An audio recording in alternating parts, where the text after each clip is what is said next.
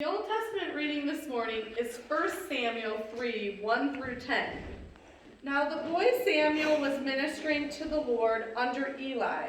The word of the Lord was rare in those days. Visions were not widespread. At that time, Eli, whose eyesight had grown so dim he could not see, was lying down in his room. The lamp of God had not yet gone out, and Samuel was lying down in the temple of the Lord, where the ark of God was.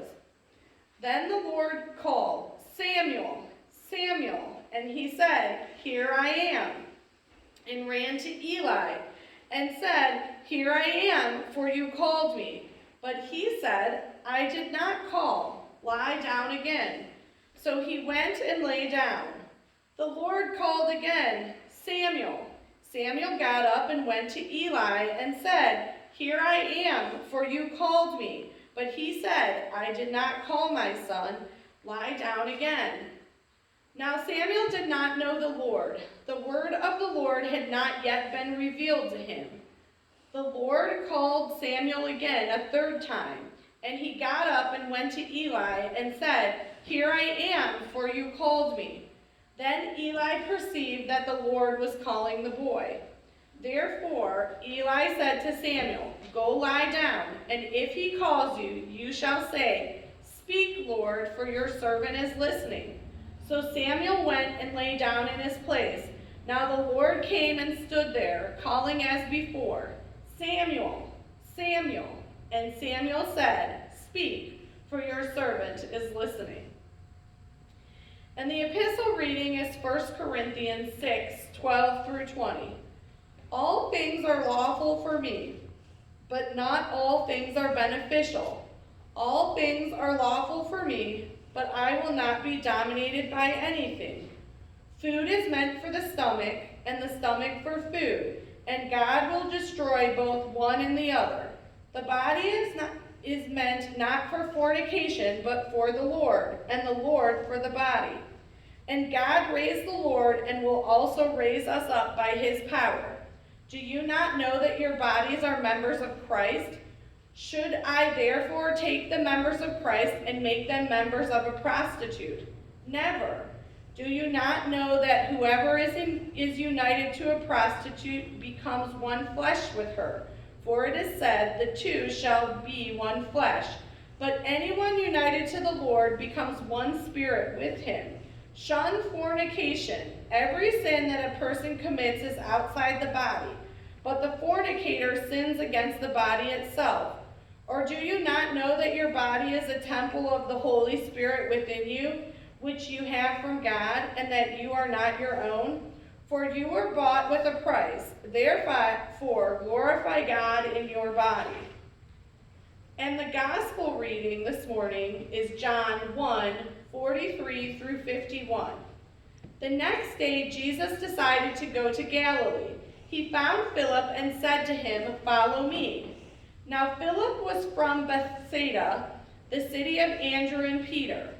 Philip found Nathanael and said to him, "We have found him about whom Moses in the law and also the prophets wrote, Jesus, son of Joseph from Nazareth." Nathanael said to him, "Can anything good come out of Nazareth?" Philip said to him, "Come and see." When Jesus saw Nathanael coming toward him, he said of him, "Here is truly an Israelite, in whom there is no deceit." Nathanael asked him, "Where did you get to know me?" Jesus answered, "I saw you under the fig tree before Philip called you." Nathanael replied, "Rabbi, you are the Son of God. You are the King of Israel." Jesus answered, "Do you believe this because I told you that I saw you under the fig tree? You will see greater things than these." And he said to him, "Very truly, I tell you, you will see heaven opened and the angels of God ascending and descending upon the Son of Man."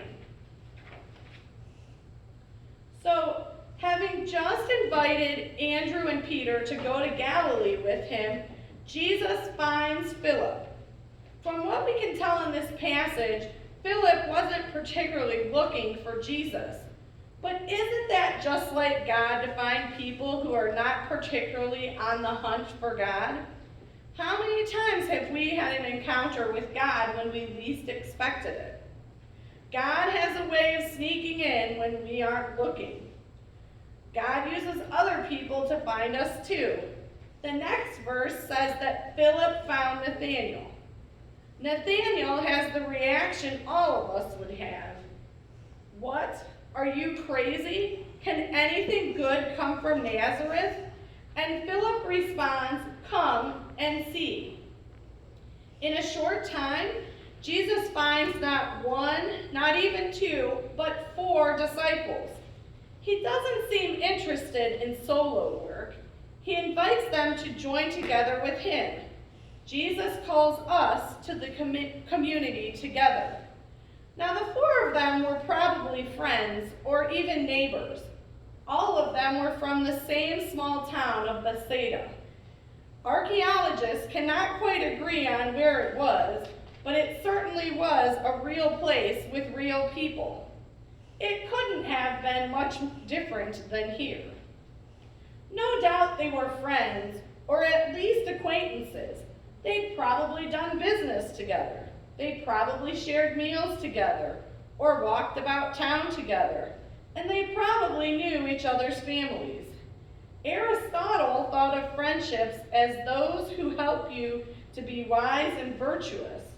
Augustine saw friendship as the way to help one another to love God. I am sure that they never expected their friendships would change as they started to serve Jesus together.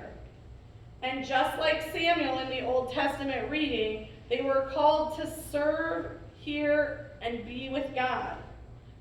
I wonder too if they were mutually surprised by themselves as they all dropped everything and traipsed after somebody that they hadn't heard of 5 minutes ago. Philip had so little to go on, and yet he had everything because he had seen Jesus' face. Of course, Nathanael would be skeptical, but you can almost feel Philip grabbing him by the hand and saying, come and see. Our call from Jesus is always to come and see. We cannot ponder one another from the distance. Philip doesn't say, wait here, I'll bring him over. Philip says, come and see. When Philip brings Nathanael over, Jesus tells Nathanael that he already knows him. Jesus says, here is an Israelite in whom there is no deceit. Nathanael can't believe it.